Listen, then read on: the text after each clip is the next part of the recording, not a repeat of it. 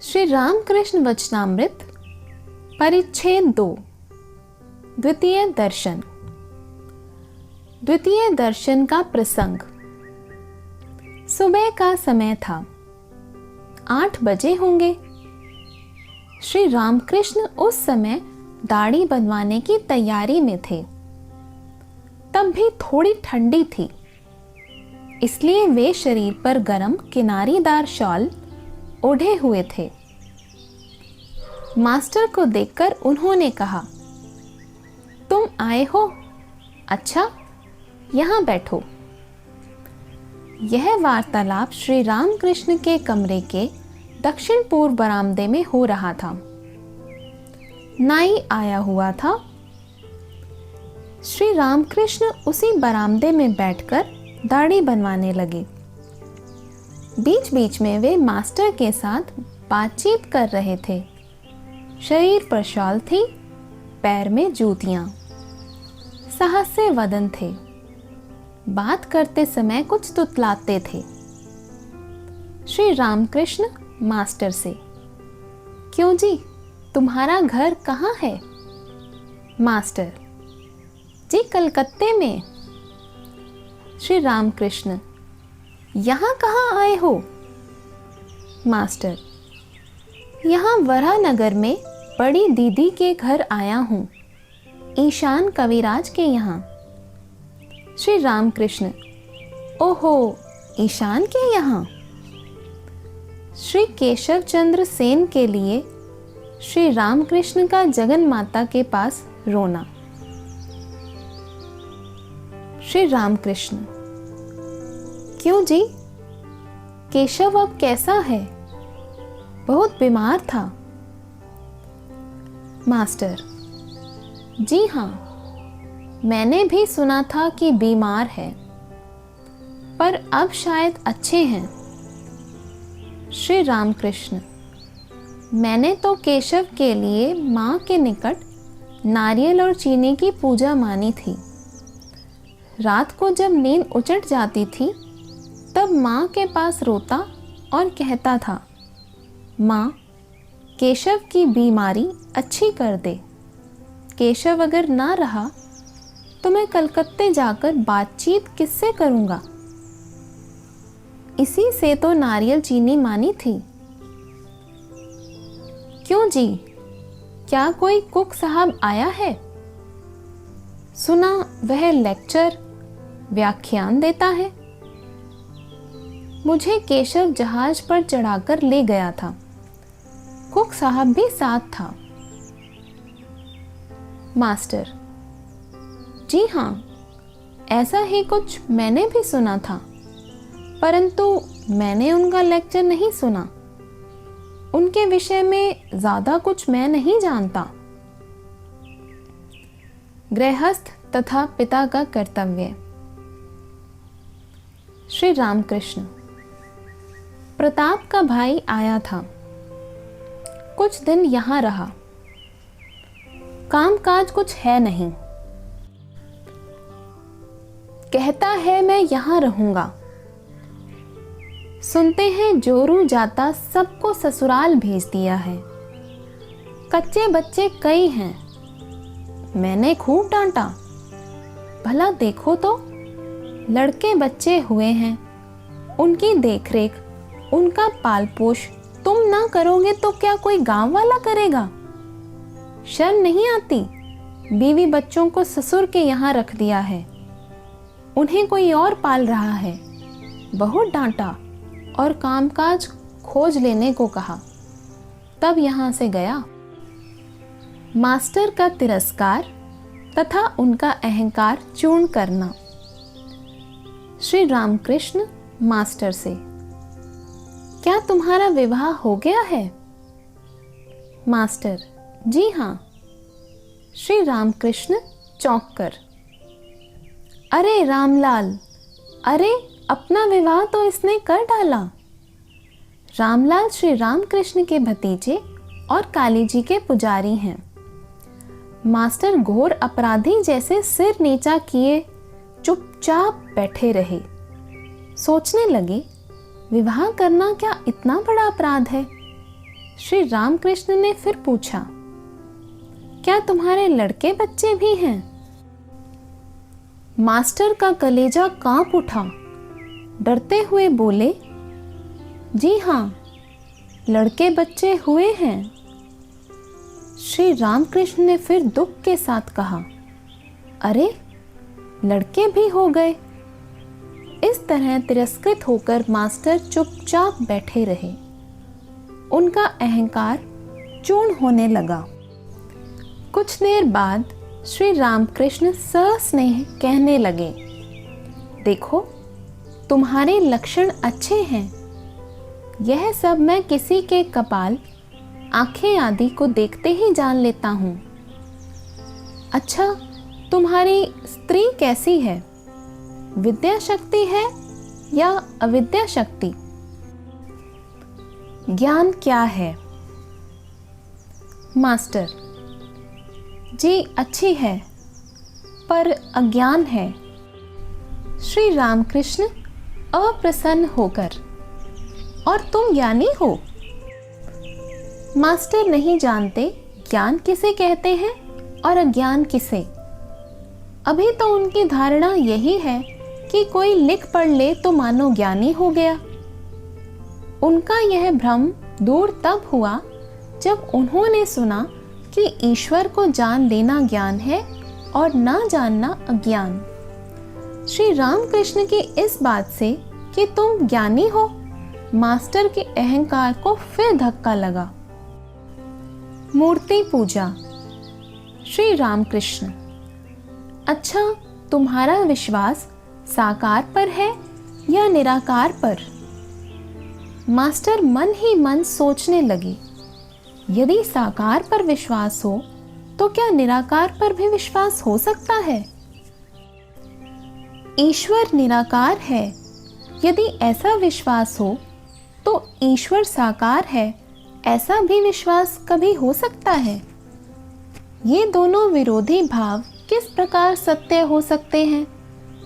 सफेद दूध क्या कभी काला हो सकता है? मास्टर, निराकार मुझे अधिक पसंद है। श्री रामकृष्ण, अच्छी बात है, किसी एक पर विश्वास रखने से काम हो जाएगा। निराकार पर विश्वास करते हो, अच्छा है, पर यह ना कहना कि यही सत्य है और सब झूठ। यह समझना कि निराकार भी सत्य है और साकार भी सत्य है। जिस पर तुम्हारा विश्वास हो उसी को पकड़े रहो। दोनों सत्य हैं, यह सुनकर मास्टर चकित हो गए। यह बात उनके किताबी ज्ञान में तो थी ही नहीं। तीसरी बार धक्का खाकर उनका अहंकार चूर्ण हुआ। पर अभी कुछ रह गया था, इसलिए फिर वे तर्क करने को आगे बढ़े। मास्टर, अच्छा, वे साकार हैं, यह विश्वास मानो हुआ, पर मिट्टी की या पत्थर की मूर्ति तो वे हैं नहीं। श्री रामकृष्ण, मिट्टी की मूर्ति वे क्यों होने लगे? पत्थर या मिट्टी नहीं, चिन्मयी मूर्ति। चिन्मयी मूर्ति, यह बात मास्टर ना समझ सके। उन्होंने कहा, अच्छा, जो मिट्टी की मूर्ति पूजते हैं उन्हें समझाना भी तो चाहिए कि मिट्टी की मूर्ति ईश्वर नहीं है और मूर्ति के सामने ईश्वर की ही पूजा करना ठीक है, किंतु मूर्ति की नहीं। लेक्चर तथा श्री रामकृष्ण। श्री रामकृष्ण अप्रसन्न होकर, तुम्हारे कलकत्ते के आदमियों में यही एक धुन सवार है, सिर्फ लेक्चर देना और दूसरों को समझाना। अपने को कौन समझाए, इसका ठिकाना नहीं। अजी, समझाने वाले तुम हो कौन? जिनका संसार है वे समझाएंगे। जिन्होंने सृष्टि रची है, सूर्य, चंद्र, मनुष्य, जीव जंतु बनाए हैं, जीव जंतुओं के भोजन के उपाय सोचे हैं, उनका पालन करने के लिए माता पिता बनाए हैं, माता पिता में स्नेह का संचार किया है, वे समझाएंगे। इतने उपाय तो उन्होंने किए और यह उपाय वे ना करेंगे? अगर समझाने की जरूरत होगी तो वे समझाएंगे, क्योंकि वे अंतर्यामी हैं। यदि मिट्टी की मूर्ति पूजने में कोई भूल होगी तो क्या वे नहीं जानते कि पूजा उन्हीं की हो रही है? वे उसी पूजा से संतुष्ट होते हैं। इसके लिए तुम्हारा सिर क्यों धमक रहा है? तुम यह चेष्टा करो जिससे तुम्हें ज्ञान हो, भक्ति हो। अब शायद मास्टर का अहंकार बिल्कुल चूर्ण हो गया। वे सोचने लगे, ये जो कह रहे हैं वह ठीक ही तो है। मुझे दूसरों को समझाने की क्या जरूरत?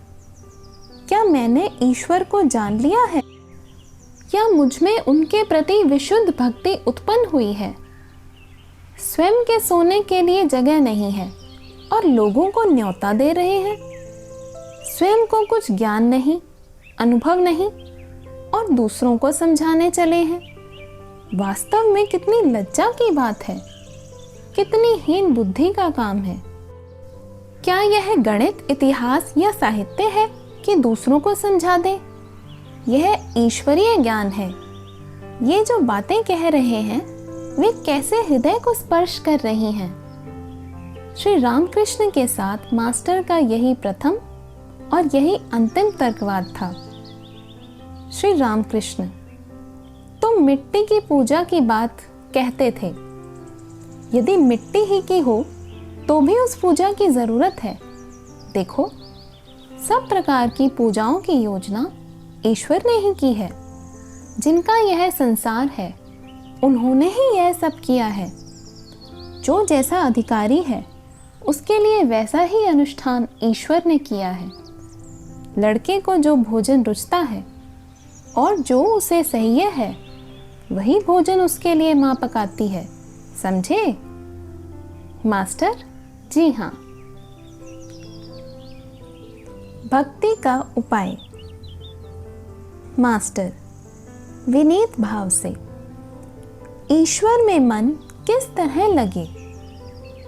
श्री रामकृष्ण, सर्वदा ईश्वर का नाम गुणगान करना चाहिए, सत्संग करना चाहिए, बीच बीच में भक्तों और साधुओं से मिलना चाहिए।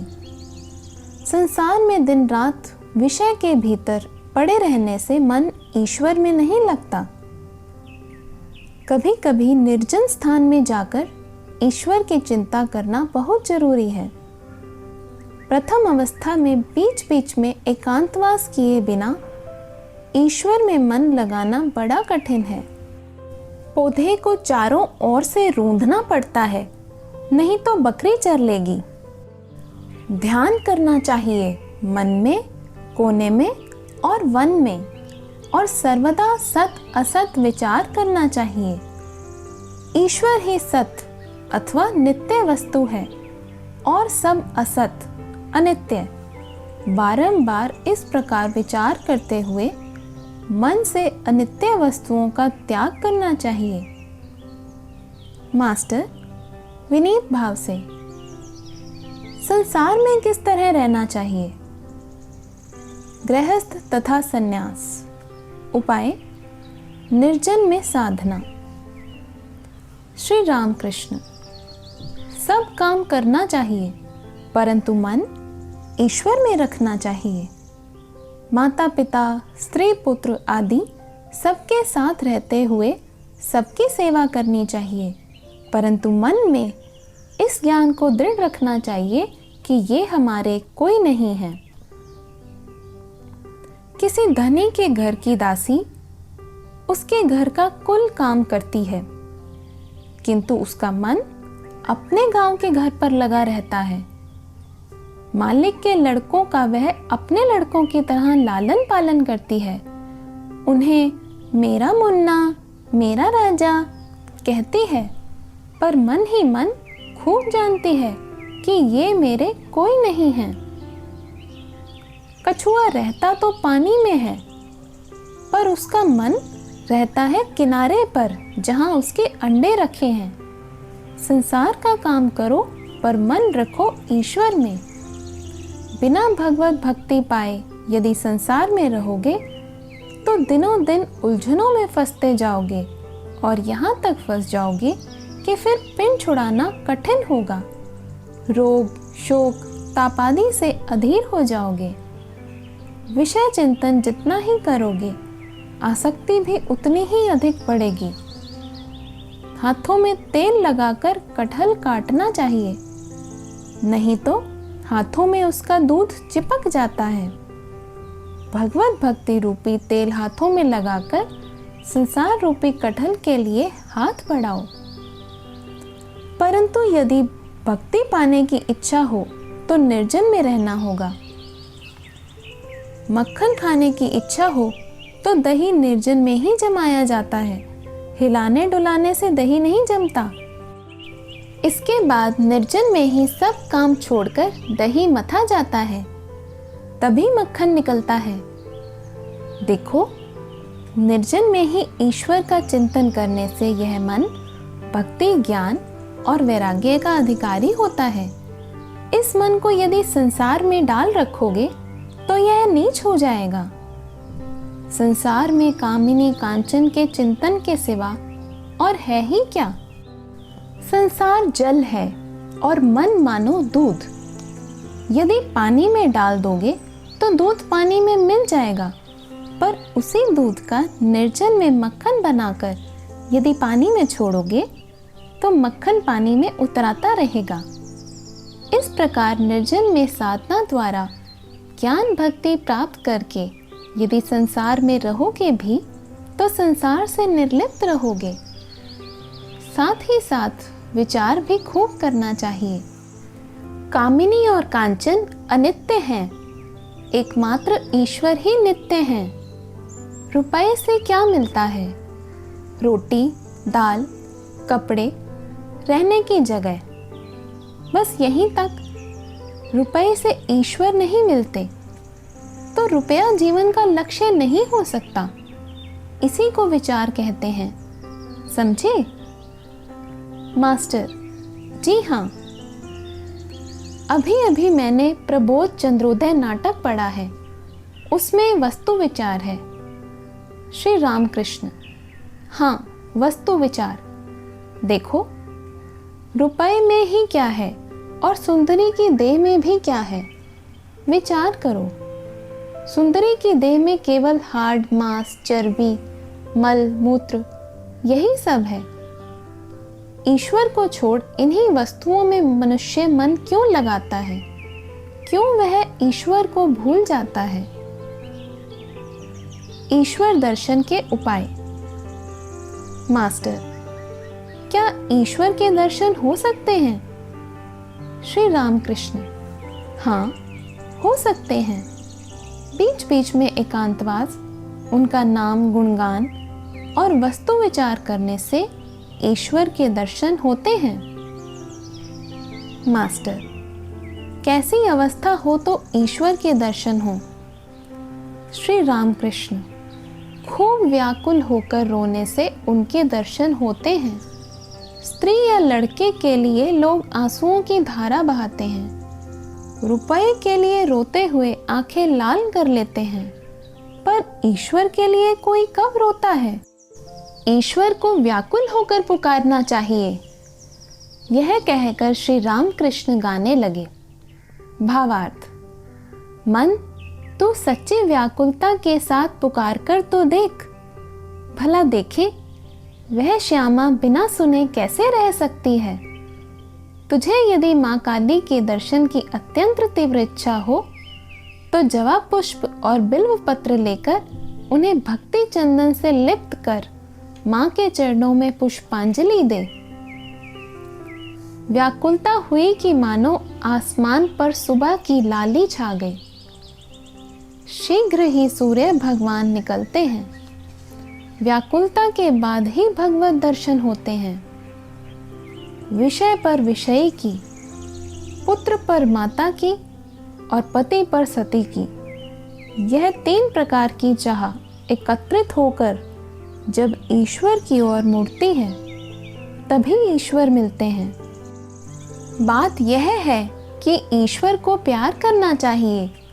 विषय पर विषय की, पुत्र पर माता की और पति पर सती को जो प्रीति है, उसे एकत्रित करने से जितनी प्रीति होती है, उतनी ही प्रीति से ईश्वर को बुलाने से उस प्रेम का महाआकर्षण ईश्वर को खींच लाता है। व्याकुल होकर उन्हें पुकारना चाहिए। बिल्ली का बच्चा म्यू म्यू करके माँ को पुकारता भर है।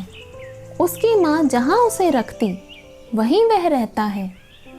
कभी राख की ढेरी पर, कभी जमीन पर, तो कभी बिछोने पर।